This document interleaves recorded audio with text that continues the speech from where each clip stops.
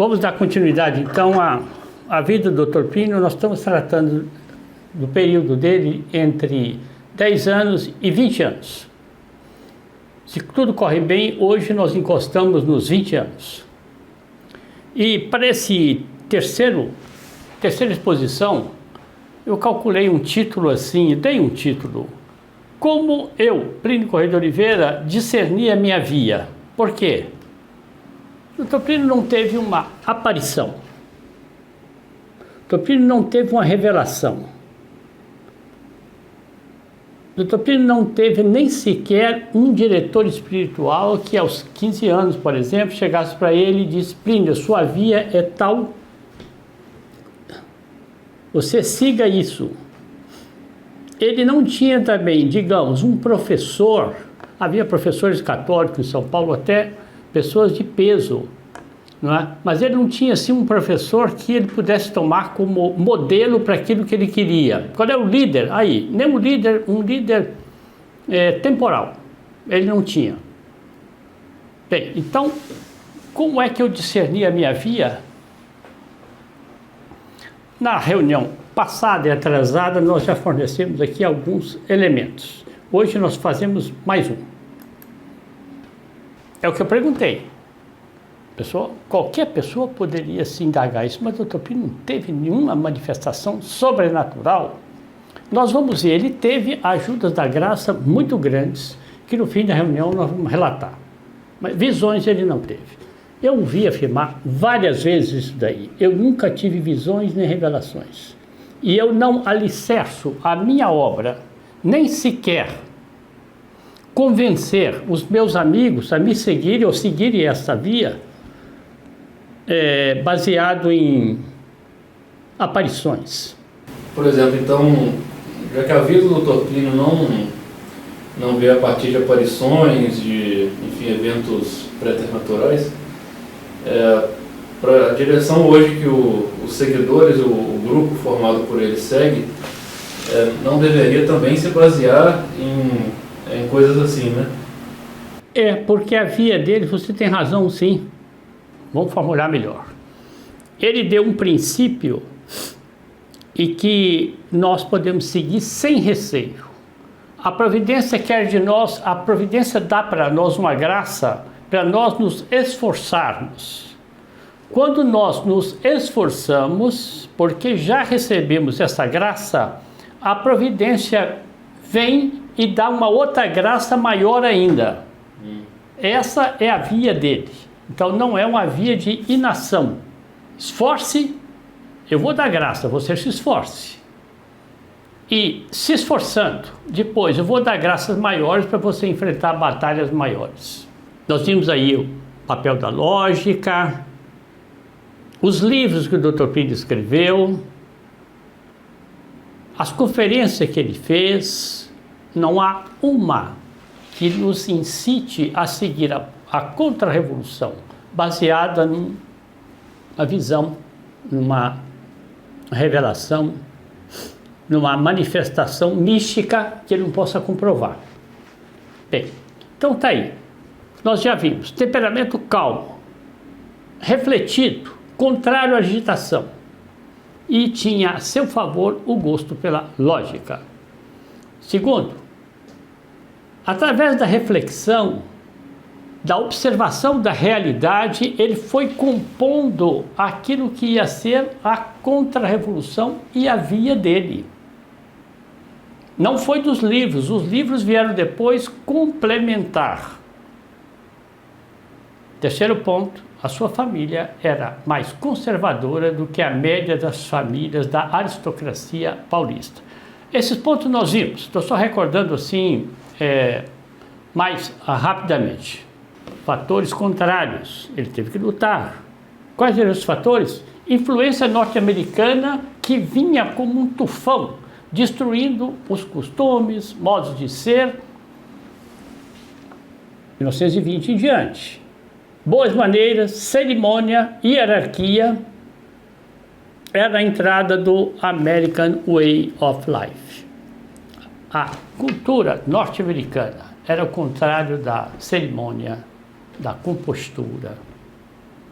jazz band, Hollywood, emancipação da mulher, vulgaridade, espírito esportivo, se dizia naquele tempo. Era o contrário do espírito cerimonioso. Isso que se chama espírito esportivo. Espírito esportivo não é fazer gostar de um esporte, não é isso não. Continuando os fatores contrários. Eu observei que o conservadorismo da minha família era mais aparente do que real. Ele vai tratar isso aí mais na frente. A frequência à igreja, os sacramentos, chegavam atrasados na missa, os homens afastados da prática da moral. Isso até era assim mesmo. Os homens eram afastados do sacramento. Chegava na hora da prática, vários saíam da igreja para fumar. Não quer dizer que é o pai dele que ele está falando, o tio dele. Esse era o costume dessa classe social, que era casca, não tinha convicções. Continua. Outro ingrediente. Aqui já era um ingrediente da formação, da contribuição, que a senhora, mas já era senhora, né? Matilde, alemã, uma governanta que ele teve. Dona Lucília, na viagem à Europa, ela fez a viagem quando o Dr. Plínio tinha uns 4 anos, qualquer coisa assim, para fazer uma operação, que só se fazia naquela época por lá. E eu sei que foi a partir daí, isso foi na Alemanha, a partir daí, então, já não me lembro em que circunstância, ela adotou uma governanta alemã para dar para a filha e para o filho, mas sobretudo para o filho, não é? No caso aí, uma formação de esforço. Estou definindo como é que o Dr. Plínio Corrêa de Oliveira se definiu, se formou. Ela, Flora Matilde, tinha sido governante de várias famílias nobres da Europa. E o Dr. Plínio fala que ela ensinava a quem sabe se portar em sociedade são as pessoas da família da nobreza europeia. Eles têm outro modo de ser, tá vendo? Em oposição ao quê? Ao mundo norte-americano que estava vindo. A Flora Matilde não seguia esse mundo norte-americano. Eu sei que pode parecer assim, quase que naturalista, né? O Dr. Plínio é um homem naturalista, ele foi se formando assim. Não é. Vamos ver aqui o que ele continua a falar a respeito da Fräulein Matilde. Eu aprendi dela a forma alemã da fortaleza. Olha como ele era um menino calmo, mas tendente à indolência, tendente à moleza. Dona Lucília acertou. Vamos pôr uma governanta alemã. Vorwärts é a expressão alemã. O Dr. Plínio repetia isso várias vezes em reuniões assim, sobretudo para os mais novos. Quer dizer o quê? Para frente, pisa firme, empurra, vai para frente. Vorwärts é para frente. Se o sujeito não quiser, é concepção, né? Baioneta, é concepção alemã. Capacete com aquela ponta de metal, que era o capacete alemão, não é? Toca para frente. Tem muito de bom, mas eu percebi bem que isso não resolvia o caso todo. Por quê? Porque a Fräulein Matilde não estribava, não alicerçava as Vorwärts nos fundamentos religiosos. Olha só.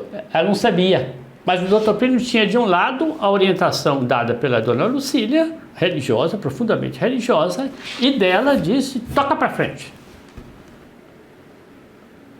Está vendo como é que ele está se compondo? Como a virtude da fortaleza cresceu na minha admiração, isso aqui são palavras do Dr. Plínio que talvez estejam um pouco adaptadas. Como de costume, na formação do meu espírito, a virtude da fortaleza cresceu, notando eu o mal que fazia a falta da fortaleza. Está vendo o modo de ser e formar a si mesmo? Ele poderia dizer, não, eu comecei a ler, claro que ele teve aula de catecismo e tudo mais, tal seria. Entrou para a congregação mariana com 12 anos, perfeitamente. Mas ele observava assim, mas o que é que está acontecendo no catolicismo? Ele vai tratar agora. Os católicos são moles. O que é isso? Por isso ele está entrando com o ingrediente fortaleza, que ele não sabia o que faltava. Olha aqui. O Dr. Plínio ele tinha uma frase que era, até hoje ressoa muito dentro do grupo, que ele dizia que se você quer perder um defeito, basta reparar no defeito. E se quiser perder uma qualidade, basta reparar na qualidade. O que é reparar? Observar esse defeito, essa qualidade na sua pessoa. Notar, como ele disse aí. Ah, sei. Vamos dizer, no caso do defeito, era notar e fazer o agere contra de Santo Inácio. No caso da qualidade, era incentivar, sem permitir que aquilo caísse na adoração de si mesmo, né? A vaidade. Então, veja só. Fazia falta, então, a virtude da fortaleza. Ali que ele entendeu, existe fortaleza. Quando eu era menino, antes de começar a epopeia das congregações marianas, que nós veremos mais adiante, que começou mais ou menos em 25 e foi até 40, pelo menos, era muito frequente que o católico fosse o menos forte da própria família. Isso ele vai lamentar e até eu observei isso. Olha, eu acredito que até que vocês e muitos outros terão observado a mesma coisa. Veja o que ele vai contar. Por exemplo, uma família que tivesse 5 irmãos e um fosse católico praticante, destacasse, portanto, na prática do catolicismo, e os outros não, a gente podia ter certeza de que esse católico praticante era o mais mole dos irmãos. Ele não está dizendo que isso aqui acontecia na Idade Média. Ele não está dizendo que isso aqui acontecia no tempo de Dom João da Áustria. Ele não está dizendo que isso aqui acontecia no tempo de Santo Inácio de Loyola.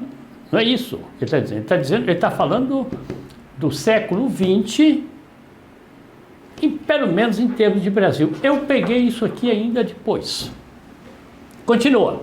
Pelo contrário, aquele que a gente ouvia falar que era o mais enérgico, a gente podia achar provável que fosse o pior. Porque era uma disposição de espírito por onde os piores ousavam todo o mal e os melhores se encolhiam apavorados. Continua? E, portanto, o encontro entre os melhores e os piores dava sempre um desprestígio do melhor. O Dr. Plínio observa isso aqui depois com relação às classes, né? Nos alunos, afinal de contas, na própria vida. Viu? Isso até eu vi isso no meu colégio. O líder, que de repente ia dar para ser presidente de grêmio, alguma coisa assim, o sujeito de destaque era o pior de todos. Até hoje? Não sei. Eu vejo, os rapazes que são católicos, geralmente eles são mais tíbios. Os rapazes que são castos, evidentemente, eles não se aglomeram com os outros nos mesmos grupos. Pois eu até gostaria de saber, gostaria que os jovens que ouvissem isso opinassem, porque eu peguei isso aí no colégio exatamente assim. Nas rodas sociais também, você ia, que fosse num clube, ia em qualquer lugar que você fosse, era sempre assim, os mais ousados, os mais saídos, os mais salientes eram os piores. E eram líderes, hein? Bem, então o Dr. Plínio está constatando um fenômeno e ele vai agora ampliar o fenômeno, vai começar no século XIX. Nas leituras de história em menino, eu me dava conta de que todo mundo que tinha lutado a favor da igreja a partir de certo momento do século XIX, e salvo raras exceções, os bons eram sempre os que recuavam e que na própria hierarquia se recuava também. Eu considero aí que o pontificado do Papa Pio IX foi abertamente, decididamente uma exceção. Pio IX é o chefe da hierarquia, né? Papa. Não recuou. Ele, pelo contrário, ele avançou por cima de todo mundo, proclamando o dogma da infalibilidade pontifícia. meu Deus, as encíclicas de Pio XI. Inclusive, foi o primeiro que em 1846 condenou os erros do comunismo, do marxismo. 46, 48, o Marx soltou aquela coisa dele que chama-se o Manifesto de Marx, né? Continua. A hierarquia, ou grande parte da hierarquia, ia se acomodando, ia se ajeitando, ia silenciando, ia fingindo que não via, ia dando uma interpretação a vistas grossas. Sabe o que é as vistas grossas? Deixa correr. Exemplo como entraram, como disse, as modas norte-americanas. Como entraram os novos costumes. Ele foi entrando. Continua, Dr. Plínio. Enfim, as preferências eram sempre de recuo, de acomodação. Então, depois do pontificado do Papa Pio IX, que nós tivemos movimentos leigos que enfrentaram a Revolução. A França, a Itália, a Inglaterra, a Irlanda, são os principais países que o professor Furquim de Almeida abordou no catolicismo na época. A gente que enfrentou Napoleão. Aqui vem agora o exemplo concreto que ele dá. Eu acho que esse exemplo talvez seja difícil das pessoas perceberem a importância dele hoje. Ou quem sabe estão começando a perceber com a reação conservadora. Separação da igreja e do Estado. Pensava eu de mim para comigo. Se Deus criou todas as coisas para o conhecerem, honrarem e servirem nesta vida, eu sei que o Estado não é criado diretamente por Deus, mas está na ordem natural posta por Deus, que exista um Estado. Está condenado aqui o anarquismo. O Estado acaba sendo o que é? Uma criatura da criatura de Deus, não é? Bem, e como é que o Estado não tem que conhecer a igreja, servir a igreja, honrar a igreja? Como é que o Estado, nascido da Revolução Francesa, né?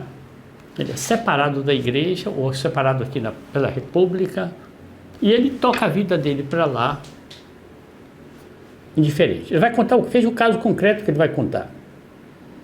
Ele disse, eu ia ouvir os sermões, ninguém reclama contra o laicismo. Esse laicismo que vem desde 89, um século e já vai não sei que quantidade, não é? Entrou. Como é que a pessoa vai achar estranho que um presidente da República vai tomar posse e aquilo não tem um cerimonial religioso? Como é que a pessoa vai estranhar que uma Suprema Corte, um ministro vai tomar posse e não haja ali um cerimonial religioso para acompanhar aquilo? Um diretor vamos dizer, um reitor de universidade, não tem um cerimonial católico, um prefeito, uma Câmara de Vereadores. Isso tudo tinha, na civilização católica, um cunho religioso para acompanhar. Então isso aqui ele está dizendo, são as consequências do laicismo. Foi abolido repentinamente o cerimonial religioso?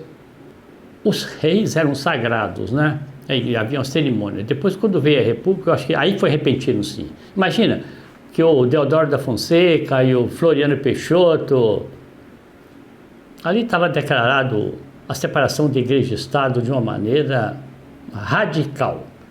E como que era essa geração que era, no caso, os pais, né, do seu Dr. Plínio, geração dos avós, não sei, aceitou isso, porque é uma quebra muito repentina, né? Uma hora está aqui, cai de uma vez. Como é que eles viram essa queda? Não, como que isso não cristalizou eles? É isso que eu quero dizer. Trata, né, das memórias, que a família dele era majoritariamente monarquista. Dona Gabriela, vó dele, mantinha correspondências com a princesa Isabel. Eles mesmos, nessa viagem à Europa, na França, se encontraram com a princesa.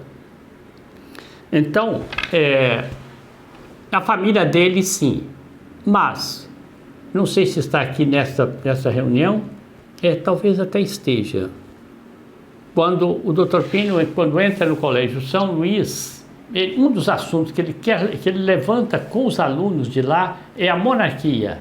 E ele disse que a resposta que deram para ele, não, a reação deles foi de gargalhada.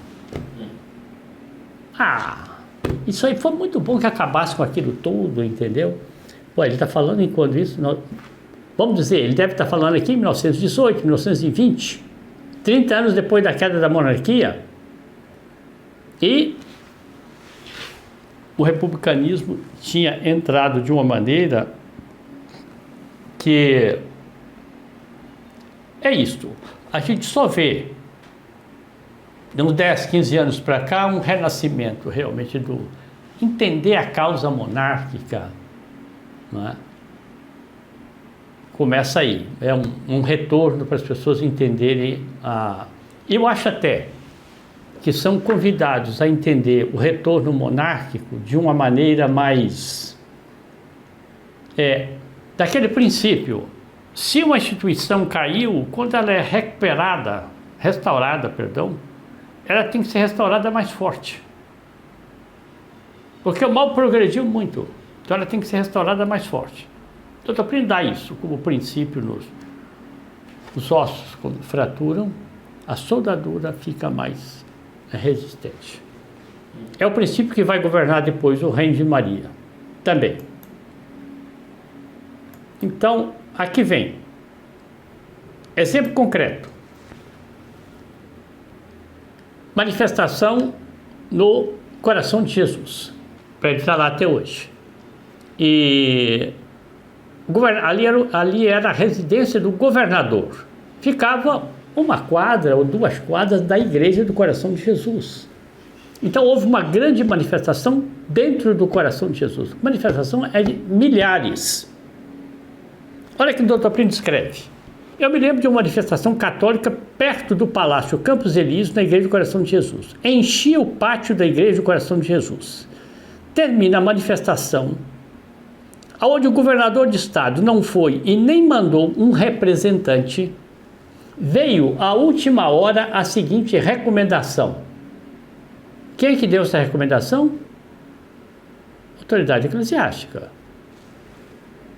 Vamos todos sair daqui e desfilar em homenagem ao senhor governador que reside no Palácio Campos Elíseos. Vamos levar uma abraçada de flores para a esposa dele, porque a senhora é que vai nos receber.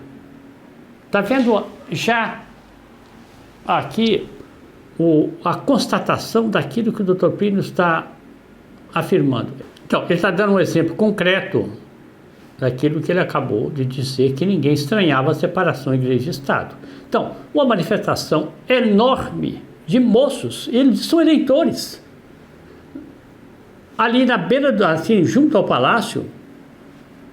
Então, nós vamos levar uma abraçada de flores para a esposa dele. Continua. E eu pensava com meus botões, era uma expressão antiga, né? Quer dizer, eu pensava para mim mesmo. Olha a concentração aí. Se isso fosse um clube de futebol de várzea, o governador recebia, por que ele não vai receber um mundo de eleitores que está aqui presente? Manda a esposa dele receber, quer dizer, parece assim uma entidade, o quê? Que parece que a igreja é uma entidade de terceira classe, que a gente diz bom dia com a mão esquerda. Não sei se você já viu esse sistema de desprezar, não é com a mão esquerda. E vai para frente. E era recebido de que maneira pelo lado católico?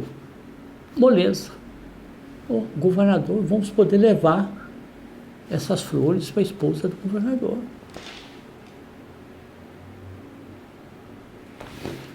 Veja o título aí. Faltava o quê? Faltava a virtude da fortaleza. Eu dizia, mas qual é a parte do ensinamento católico que indica o contrário? Que me pede o contrário? Que manda a gente agir? Olha aqui. Por incrível que seja, eu custei um pouco para encontrar. Quando encontrei fortaleza, eu respirei. Para esse efeito, é preciso dizer que o Colégio São Luís me adiantou, quer dizer, me ajudou, né? Porque havia lampejos do espírito de Santo Inácio no colégio. Que você está expondo aí sobre Santo Inácio. É o exército de Jesus. Ainda havia lampejos disso. Lógica também. Bem, aqui então, nós estamos tratando aí de 12, 13 anos. A decisão pela monarquia e pela pureza. O Dr. Plínio então vai tomando decisões. Vai vendo, vai analisando, não é só naturalismo, não é naturalismo. Ajudado pela graça, ele vai vendo, vai tomando decisões e vai sendo cada vez mais ajudado pela graça para batalhas maiores que virão. Continua. No Colégio São Luís, eu comecei a conversar com aqueles meninos e comecei a falar dos assuntos que eu ouvia na minha casa. Por exemplo, puxei o tema monarquia. Quá, quá, quá. Você é monarquista? Absurdo, viva a república, todos nós somos iguais. Onde é que se viu uma coisa dessa? Você é a favor do imperador? Isso tinha que acabar.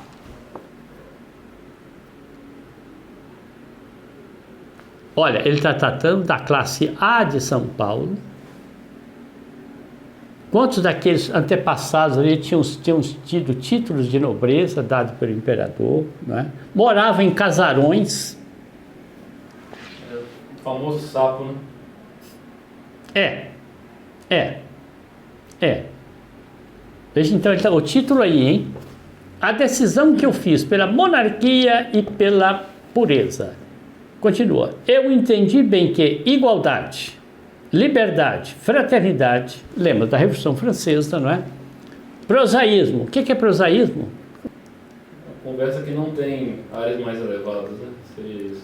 Mas o prosaico, sabe, já está encostando na sujeira, sabe? Sim. Já não é um nível, porque a gente pode dizer, não, nós temos um nível comum de conversa. Ninguém é obrigado a estar conversando sempre temas elevadíssimos e tudo mais. Então, o nível comum de conversa, não, é o prosaico. É abaixo. Por exemplo, se você quer ver mais do que prosaico, o Obama, sentado lá com alguns secretários, o ministro dele, chega, levanta o pé e põe por cima da mesa. Ou se ele chegasse e tirasse o sapato dele numa reunião. Isso aqui é o prosaísmo. Sujeira, vulgaridade, impureza, tudo isso estava dentro da mesma linha. Ou seja, ele está formando então o kit, o pack da revolução no tempo dele. Liberdade, igualdade, fraternidade, prosaísmo, sujeira, impureza. Tudo isso forma um conjunto só. E que a monarquia era do outro lado. Monarquia e religião, né? Foi o primeiro vestígio da ideia de que eu tive de revolução e contra-revolução. Quando? Aos 10 anos, no Colégio São Luís. 10 anos, pode ser que 10, pode ser que seja 11, né? Fazer disso. Essa idade aí. Formou, então, ele está formando a ideia da RCR com base no quê? Ele foi na enciclopédia? Não. Não foi. Como ele falou, eu me formei em grande parte analisando a realidade e confrontando com o modelo interior que ele tinha recebido da formação católica, do batismo e tudo mais. Claro. Continua. Aí eu percebi que todos os meus companheiros nessa idade estavam podres de corrupção moral, mas podres. A maioria deles praticando atos imorais. É um mundo novo que eu descobri. Imediatamente eu verifiquei a solidariedade entre essas coisas todas e a impureza. Quais são essas coisas todas que ele falou? Vulgaridade, prosaísmo, liberdade, igualdade, fraternidade. Isso tudo havia uma solidariedade com o quê? Com a impureza. E compreendi que de outro lado estava a religião. Ele falou, pouco antes, eu compreendi que do outro lado estava a monarquia. Agora ele diz, compreendi que do outro lado estava a religião. Então, para o Dr. Plínio, religião e a concepção monárquica que é totalmente justificada por São Tomás. Aliás, o Renato está chegando aí e não sei se foi agora que ele me disse que está lendo o livro de São Tomás, né? de regime de princípio, né? Onde ele justifica a monarquia. Está dito no livro Revolução e Contra-Revolução. A monarquia é, em tese, a melhor forma de governo. E o próprio Santo Tomás acrescenta, temperada com alguma coisa da aristocracia e alguma coisa até da democracia. Democracia, aí que ele está dizendo, né? Não vamos pensar que é o conceito de democracia como está hoje.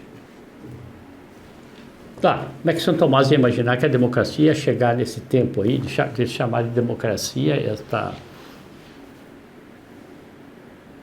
Continua. Agora veja só. Grave crise para mim. Gravíssima.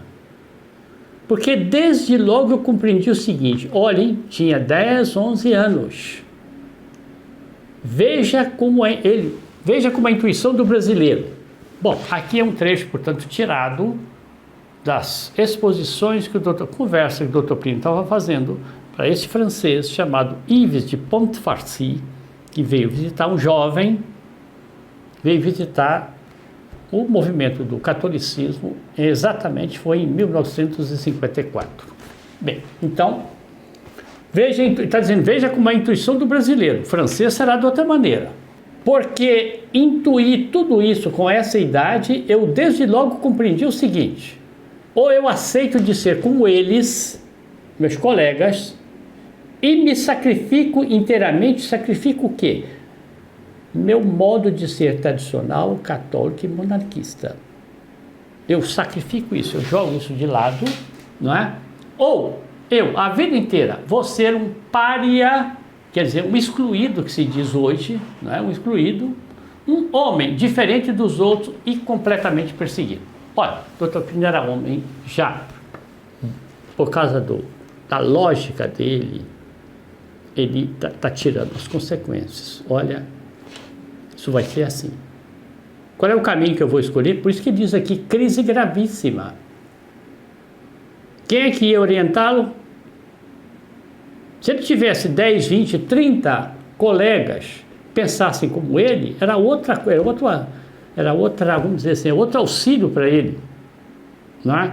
Se ele tivesse um diretor espiritual que fosse capaz de entender essa situação e dar para ele o conselho, claro que ele tinha na confissão e tudo mais a ajuda do confessor, mas o confessor não tem nem condições. Então, o Dr. Plínio explica isso aí. Como é que um confessor vai saber quais são os problemas de um jovem, concretamente, quando ele entra para uma faculdade de Direito, que é positivista e tudo mais? Como é que um confessor vai entender? Como é que os meninos, naquela conversa deles, essa pressão social? Até vou lembrar aqui, eu acho que vale a pena. O homem é bom. A sociedade que o corrompe. Rousseau. O homem é bom, a sociedade que o corrompe. Bem, como se a sociedade não fosse feita de homens, né? Porque teve primeiro homem, segundo homem. Quem é que conseguiu? Os homens eram bons, foram se juntando aos pouquinhos e a sociedade ficou ruim, não é? É o princípio, acontece que a sociedade estava o quê? Fermentada pela Revolução. Isso aqui é a explicação, não é? Bem, esse dilema se põe para todos. Esse dilema se põe para todo mundo.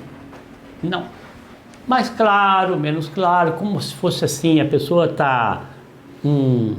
faz uma projeção, a projeção está fora de foco, entendeu? Então ele está enxergando alguma coisa da sombra, mas esse problema, mais claro para uns, menos para outros, se põe para todo mundo. Esse problema o que é? Eu vou me entregar a essa opinião pública, a esse modo de ser coletivo, porque se eu não me entregar a esse e não for igual a eles, eu não tenho futuro. Eu tenho certeza, isso posto para mim, se pôs para mim, se pôs para... Eu acho que é para todo mundo. Mais claro, menos claro, mais consciente, menos consciente. Então continua, ora mais claro, ora menos claro. Todos intuem que para fazer carreira, progredir, ganhar popularidade, é preciso vender a alma. Nesse sentido que está aí. Ou seja, ser como o comum das pessoas que seguem o curso da revolução. Ou então, optar pela cruz e ser um contra-revolucionário. Tá claro o problema? Dr. Plínio diz, foi um dos períodos mais terríveis da minha vida. Eu tinha que resistir à tentação de achar que nunca encontraria ninguém que pensasse como eu e que eu estava correndo atrás de uma meta absurda. Olha, eu repito, todo mundo passa por isso daí. Mais claro, menos claro, mais consciente, menos.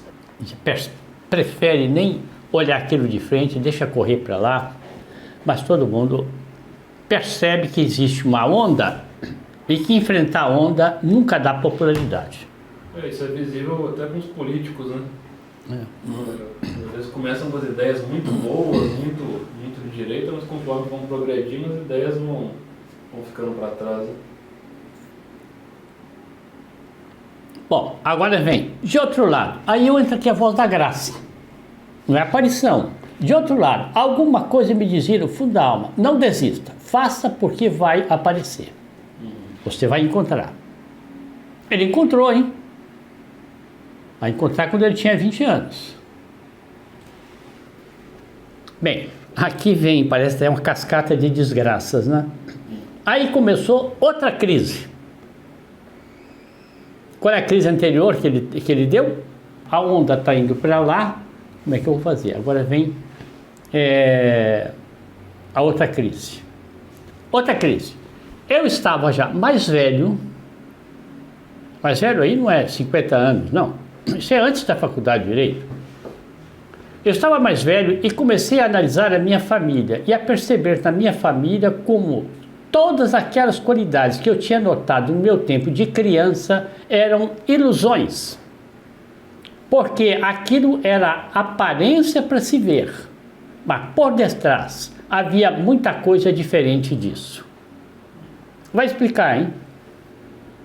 E havia uma absoluta condescendência com esses valores modernos que eles amavam mais do que tudo no mundo. Então, parece uma contradição. Mas eu me lembro do Dr. Plínio explicar a respeito do que ele chamava da geração oca, portanto, antes da geração nova, que começou em 1950, na época do rock and roll. A geração oca vem para trás, os pais dele. O que é? Essa geração tinha compostura, tinha trajes, tinha maneiras, tinha educação, mas ela não sabia justificar aquilo. Ela tinha perdido os princípios. Repetição vazia, né? Era uma repetição vazia. É isso, os princípios foram diluindo. É tanto que quando o Dr. Plínio justificou o direito de propriedade, foi na época da faculdade, não é? Ele aprendeu lendo o direito natural do Taparelli da Zegno, né? A justificação toda, a justificação do direito de propriedade, aquilo. Então as pessoas tinham a propriedade, achavam que era natural ter, mas não sabia que aquilo estava alicerçado em 2 mandamentos da igreja. Família, a mesma coisa. Bem, então, continua. Eles tinham aparências sem princípios. A isso, o Dr. Plínio chamou de geração oca, que tinha hábitos, mas não sabia justificar. Dessa geração só poderia nascer uma geração que nem os hábitos iam ter, né? Que coisa impressionante. Que coisa impressionante. Aí foi que eu compreendi o seguinte: o apoio dessas coisas é a Igreja Católica. Olha, isso daqui é um achado. Veja bem, isso aqui é raciocínio natural, mas é raciocínio natural ajudado pela graça. Ele então tinha, até vale a pena recordar, porque aqui que ele deu o clique com a igreja. Então, ele tinha as qualidades da família dele, que ele via, era um amparo para ele. Ele tinha uma governanta alemã, que era um amparo para ele na lógica. Ele tinha a sociedade, vamos dizer, ainda com muitas características de aristocracia e tudo mais. Bem, Então, isso tudo eram apoios naturais para ele. Quando ele se deu conta, mais velho, ele disse, mas isso tudo está oco. Está parecendo um armário que eu tenho, mas que quando eu olhei está cheio de cupim. Eu vou me apoiar em quem? É a igreja que é o fundamento. Por isso, vamos recordar, né? Aquela reunião passada ou atrasada. Eu, quando entrei para o movimento católico, eu tinha X convicções. A igreja é o fundamento da ordem moral, da ordem temporal, da sociedade, o papado e tudo mais. Está vendo aqui? Aqui ele, do ponto de vista de ali, olha, vou repetir. Aí foi que eu compreendi o seguinte: o apoio dessas coisas, de todos esses princípios que eu amo, é a igreja católica. Só sendo católico eu vou conseguir isso. E a gente tem todas essas coisas, e a gente tem todas essas coisas sendo católico, quer dizer, consegue essas coisas sendo católico.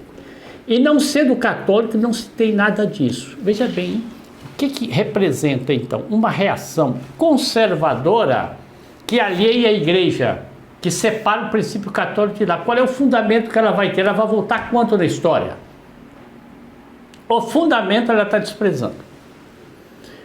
A fonte de tudo isso é a Igreja Católica, e a gente ama todas essas coisas amando a Igreja e amando só a Igreja, e na Igreja amando o Papa.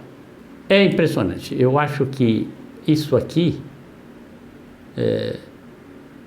a gente vendo o Dr. Plínio descrever, a gente fica pensando até, é um anjo da guarda que vai guiando, não apareceu para ele, mas vai inspirando, e ele vai vendo, vai constatando, e diz, olha, é a igreja e o Papa, esse é o fundamento de tudo.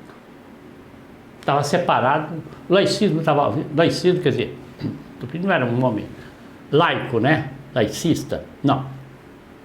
Mas ali ele fundamentou, se eu quero fazer uma contra-revolução, o fundamento dessa contra-revolução é a igreja. E só sendo católico, inteiramente católico, e não pode ser católico de IBGE. Continua. E daí, então, por um conjunto de coisas, acabei na minha posição atual. Esse atual aí, ele está falando 54, ele estava com 45 anos. Minha posição atual, sendo católico acima de tudo, antes de tudo, e não sendo outra coisa, senão porque sou católico enquanto católico. Quer dizer, ao catolicismo total, completo, absoluto. Aos 12 anos, 13 anos, eu compreendi muito bem. A devoção à Nossa Senhora dele veio antes ou depois dos 12 anos? É isso, foi nesse período aí. Exatamente, você entrou, a sua pergunta entra na hora certa. Aí eu comecei a ter alguma piedade, porque a própria formação dada pela Freud e Matilde era, como eu falei, naturalista, era um esforço, mas ela não sabia tratar da graça. Então eu disse, aí eu comecei a ter alguma piedade. Veja que dá exatamente respondendo a sua pergunta. Agora, eu tinha, entretanto, uma dúvida muito grande a respeito de um ponto. O que fazer de minha vida? Aí situam-se problemas particulares que não interessam, quer dizer, eu não quero contar aqui, né? Mas eu cheguei então com essas ideias, levando uma vida ao mesmo tempo, veja bem, aparecendo muito na sociedade, marcando presença, mas muito retraído ao mesmo tempo. Uma coisa um pouco difícil de explicar. Eu levei uma vida assim até 1928, ou seja, até eu fazer 20 anos, em que eu vi, de repente, umas faixas na rua anunciando o Congresso da Mocidade Católica. Eu vou repetir porque isso daqui é fundamental para entender. Eu tinha uma dúvida, o que eu vou fazer da minha vida? Continuei a marcar minha presença na sociedade e, entretanto, por paradoxal que seja, eu estava retraído da sociedade. Marcava presença, mas eu não me deixava, como é que seria hoje, não sei que expressão que nós podemos usar hoje aí, não deixava contaminar, não me deixava, marcava. Olha, o Dr. Plínio poderia ter dito, bom, então vou meter o pé nessa sociedade paulista, não vou aparecer em nada. Eu sei que precisa dar aqui mais algum elemento, né? Mas o Dr. Plínio explica isso. Eram 100, 200 famílias de mais sociedade. As famílias se visitavam, iam aos mesmos clubes. Eles notavam a falha de qualquer um rapaz, dele, por exemplo, se ele não aparecesse no ambiente, nas reuniões de família, quer dizer, que era, portanto, a avó com os filhos e tudo mais, ou festas, se ele não aparecesse, todo mundo notava. Então, eu marcava a presença, mas ao mesmo tempo eu era retraído, eu fazia sentir a minha... Agora, isso eu presenciei. A questão de uns anos atrás, aí será 30 anos, quando pessoas que conviveram mais com o Dr. Plínio ainda estavam vivas, contaram isso, que Dr. Plínio era um astro nas rodas sociais. O Plínio era disputado porque o dom que a família Ribeiro dos Santos tinha e a facilidade do Correia de Oliveira de se expressar, ele era, então, veja bem, parece que é um elemento a mais que ele não quis dar aqui para o Yves de Montfarcy, mas Dr. Plínio chamava muito a atenção. Quando ele chegava numa roda social, assim, numa festa, havia um grupo que vinha para conversar com ele. Então, tinha família, todo o tempo que ele, com 24 anos, foi deputado, aparecendo muito na sociedade, mas muito retraído ao mesmo tempo. Difícil de explicar. Eu fui assim até 1928, em que eu vi, de repente, umas faixas na rua anunciando o congresso da Mocidade Católica. Vamos ver a foto? Aí está. William Frodome, o seu Dr. Plínio, ele escolhia participar da sociedade, quer dizer, aparecer na sociedade, ele vê isso como uma necessidade para conduzir o apostolado, a luta dele até a vida espiritual, ou ele aparecia simplesmente por necessidade de aparecer? Sim. Ele, veja bem, ele explica que se ele não se mostrasse, iam dizer para ele, Dr. Plínio é um homem afeminado, entendeu? É um homem que sem fibra, porque ele é católico, entendeu? E aquilo, ele fala, naquela época, uma pessoa de sociedade que fosse taxada assim, ele estava liquidado. Liquidado. Ele não conseguiria fazer apostolado de maneira nenhuma. Porque vai ficar claro daqui a pouco. E esse período que você está perguntando é o período dele até os 20 anos, onde ele só se movimentava dentro da sociedade paulista. Como é que era São Paulo? Ele até fala, de fato, no bairro dele, havia casas populares, poucas, né? Mas havia também. Mas havia uma distinção de classes. E a classe alta rodava entre si. Ele disse que desconhecia totalmente esse renascimento católico que estava se operando desde 25, pelo menos, 1925, não é? Mas que era na classe média-baixa ou no operariado. Classe alta não seguiu nada. Então, ele precisava marcar a presença dele. Marcou. Marcar e se preservar. A esperança também de conseguir alguém, sem dúvida. Mas ele fala, os esforços que eu fiz não deram resultado. Bom, vamos emendar aqui para concluir. Então, diante dessas provas aí que ele está falando, vem aqui a grande resolução que ele tomou aos pés de Nossa Senhora. Essa Nossa Senhora aqui, essa imagem da capela do colégio São Luís, nós vimos na reunião passada, mas cai bem aqui. Ele, o que vai ser da minha vida? Compreendi então, a força está na igreja e na piedade. Conjunto de circunstâncias. Esse episódio dele agora, então, diante da imagem de Nossa Senhora Auxiliadora. Isso eu conto,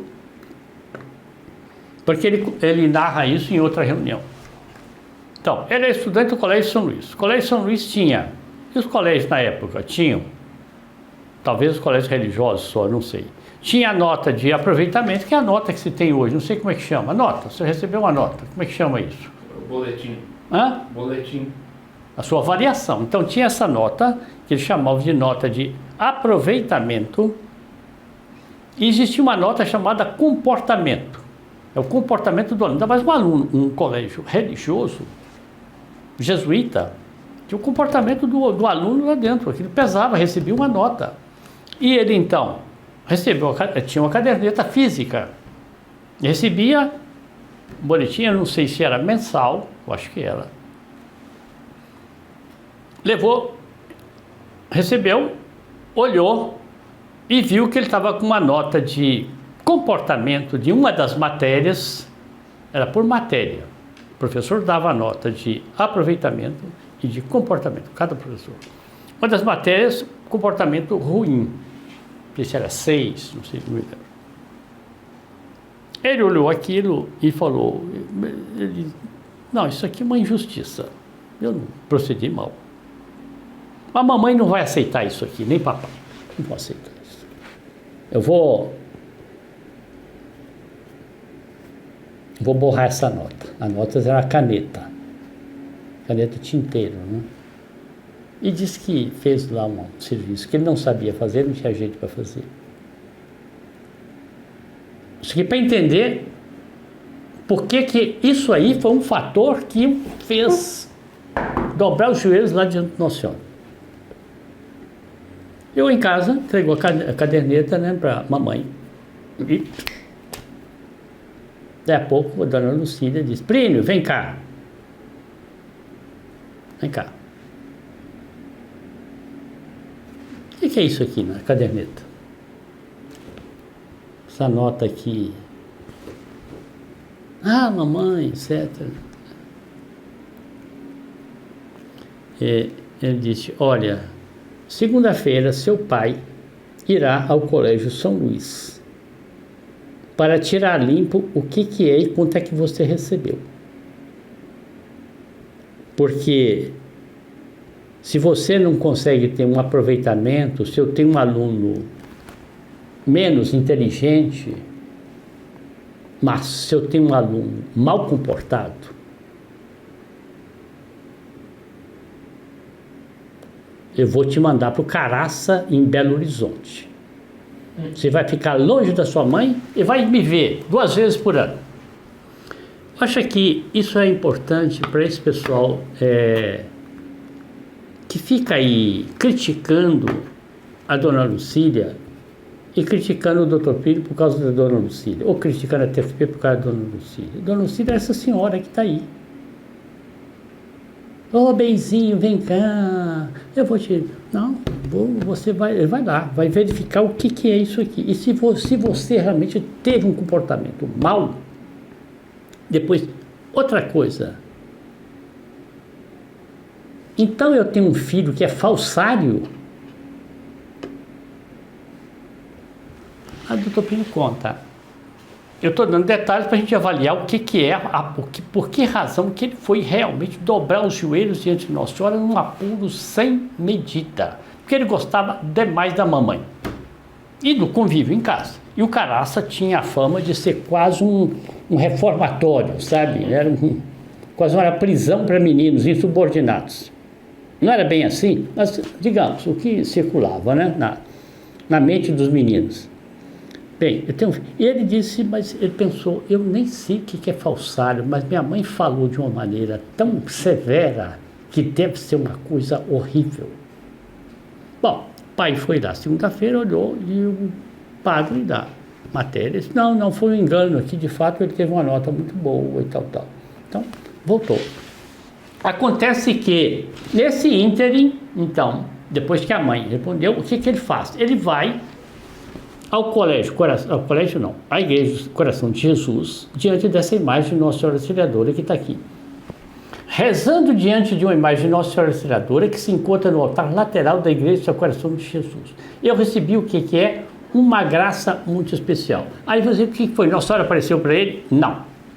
Nossa Senhora se movimentou? Não. Mas ela me deu a certeza. Comigo você consegue tudo. Aí, você está vendo? Então, nós estamos vendo aqui o processo, vamos dizer assim, natural, não é? Ele vai atrás da religião, vai atrás da Igreja Católica, o fundamento está ali, e na hora da piedade, na hora dos apuros, ele diz, essa graça que eu recebi de Nossa Senhora ali, comigo você consegue tudo. Eu vi ali, a devoção a Nossa Senhora efetivamente começou ali. Nunca mais o deixou, hein? Bem, impressionante. É impressionante sim. Bem, continua ao propósito. Aí ele, então, por isso, a imagem não se movimentou, mas a imagem me comunicou uma certeza.